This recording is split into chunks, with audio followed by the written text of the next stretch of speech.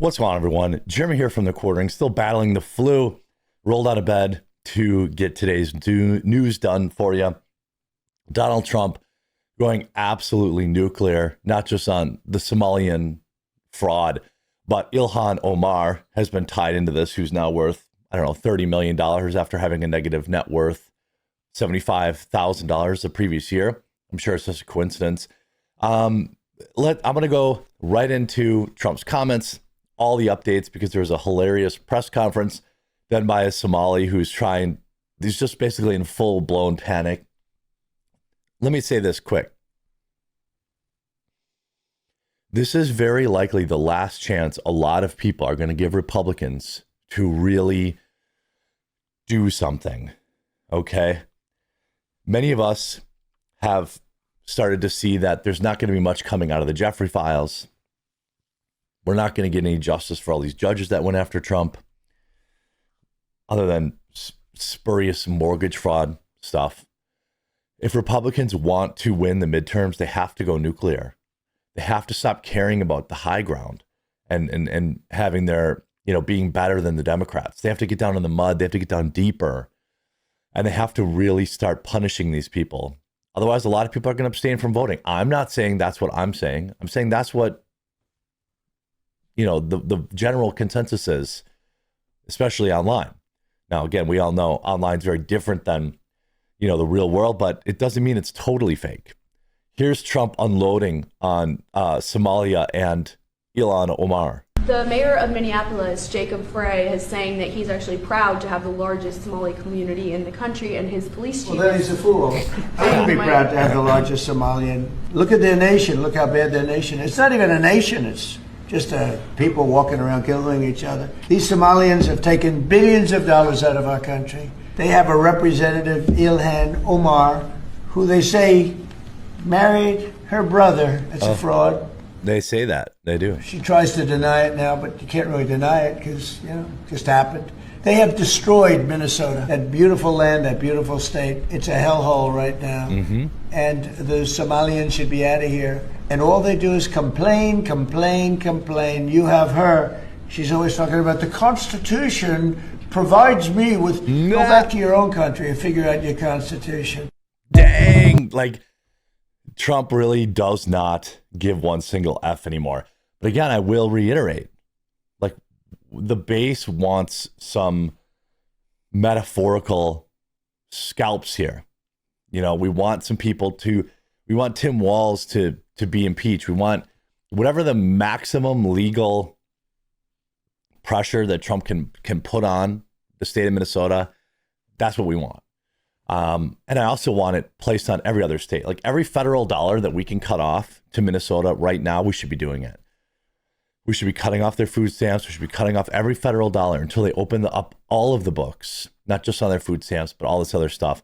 And that should be how Trump deals with every other Democrat cesspool state that is doing this crap. Washington, Texas, Ohio. That's kind of a purple state, but people are emailing me tips from all over.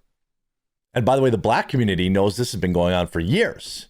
Now we have the manager of Quality Learning Center says that there's no fraud going on as he stands in front of a sign that learning is spelt wrong. And by the way, they were bussing in kids last night. The YouTuber that was making the claims, you were here earlier today. I came here at 1 o'clock. You were here. Where are you now? You claim we're closed. You claim we're a fraud.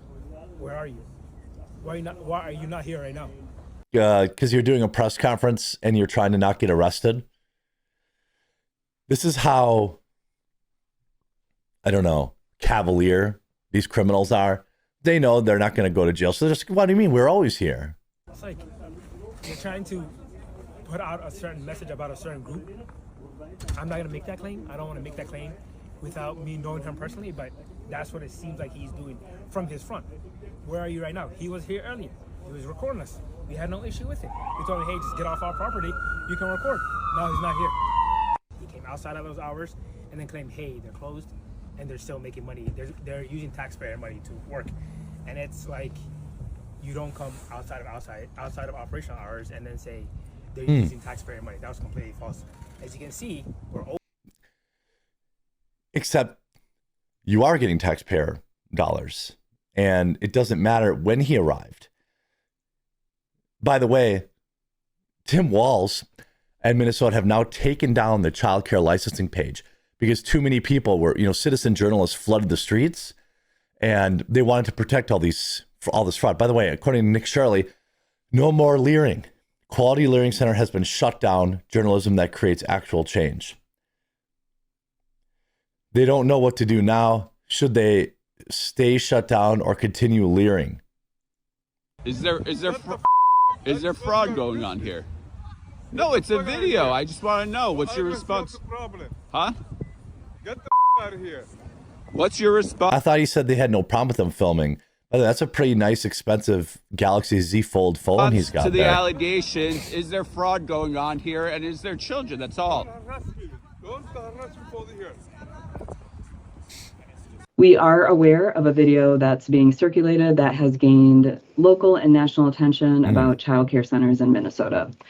While we have questions about some of the methods that were used in the video. Questions about what methods? Actual journalism? All these people are doing is try to smear. They're like, well, we don't like that he did actual journalism, but... We do take the concerns that the video raises about fraud very seriously. Each of the facilities mentioned in the video has been visited at least once in the last 6 months as part of our typical... Once every 6 months when you give them advance notice for them to bus in kids, because that's what they did. They were busing in kids yesterday. Licensing process. And in fact, our staff are out in the community today to visit each of these sites again so that we can look into... It's after you gave them notice that you were going to be there and they could bus in the kids? Great. The concerns that were raised in the video. So I won't go into any detail about whether or not any of these have any open investigations. I will share that our team was notified that Quality Learning Center closed just over a week ago. And it's been closed over a week. So which is it? And I believe the details that were given at that time were around space concerns, and that's what was shared. So they were closed over a week ago. Well, which is it? They're all showing up in their parking lot right now, pretending they're committing fraud. You said they're closed, but they say they're open. Which is it? According to Pam Bondi, 98 individuals have been charged, 85 of them from Somali descent, 60 have been found guilty in court. A lot of that happened in the previous administration, but some of it... Yeah, that's old news. That's our DOJ trying to take credit for... this investigation has been going on for a while. ...happened this year. So again, this idea that nothing is being done, that no one is being held accountable, that this was just let to run rampant is completely false. No, it isn't. Well, some people have been held accountable, but I think in the opinion of most Republicans, not nearly enough. And truthfully, until somebody in a position of power, until somebody in a position in Minnesota, elected position, who was in charge of administering this or having some oversight over it goes to jail, it's honestly never going to stop. Look what's going on in blue states across the country. $9 billion in Minnesota, $70 billion in fraud in California, cooking the crime stats in Washington, D.C.